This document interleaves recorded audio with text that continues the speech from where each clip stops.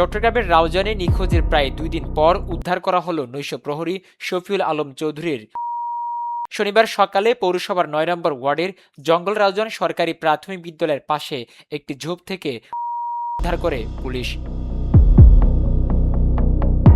প্রত্যক্ষদর্শীরা জানান, নিহতের শরীরে একাধিক আঘাতের চিহ্ন রয়েছে। গলায় দাগ, মাথায় আঘাত, কানের লতিতে ক্ষত এবং বাম চোখ উপড়ে ফেলার আলামত পাওয়া গেছে। মনে করো যে জায়গার মধ্যে যে মারছি ঈদ জায়গা ন মারে ঈদ মারলে আর গিয়া করতাম দেখতাম বাইরের তুন মারে নি তারা খালি তোয়াই ন পাই জায়গায় বারবার গেই ন পাই এখন আজ সকালে যাইরা দেখি দি মারজি দে পুরো মুখ হালই গিয়ে রসি লাগাইরা ঠাইনি এলে মানে দাগ দেখা যার।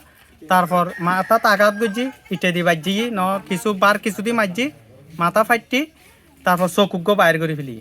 নিহত শফির পরিবার জানায়, বৃহস্পতিবার রাতে দায়িত্ব পালনকালে তিনি নিখোঁজ হন। নিখোঁজের সময় বাজার এলাকায় পড়েছিল তার ছাতা, টর্চ লাইট ও ব্যক্তিগত মালামাল।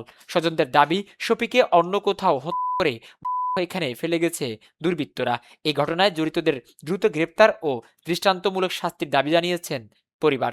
খালি সকালে ১৫,০০০ মানে ওর ফানোদার ওর কষ্ট ব্যাকিন দদ আছে সার প্লাস্টার ব্যাকিন দদ লই গিয়ে লড়ি মুড়ি ওর নব নিখোঁজ খালি এটা সার প্লাস্টার আইনি সারা মানে অর্থাৎ জিবে আছে শহীদ বলি নাম ওর হলাম এটা আরও বাজার কমিটির এরি। তারপর ওর থানাত ফাটাইলাম, একটা মেডিকেল ফাটাইলাম, কোনো মেডিকেল কোনো সুস্থ লাগে দিয়ে কোনো মেডিকেল যায় কোনো বকতে কিনা সাইবার লাই তারা যাই সেগুলি থানার দেয় আবার মানে তারা জিডি আইনি। রাউজান থানার ওসি সাজেদুল ইসলাম জানান, দেহ উদ্ধার করে ময়নাতদন্তে পাঠানো হয়েছে।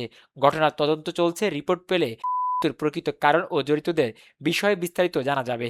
এদিকে নৃশংস এই কাণ্ডে এলাকায় নেমে এসেছে শোকের ছায়া।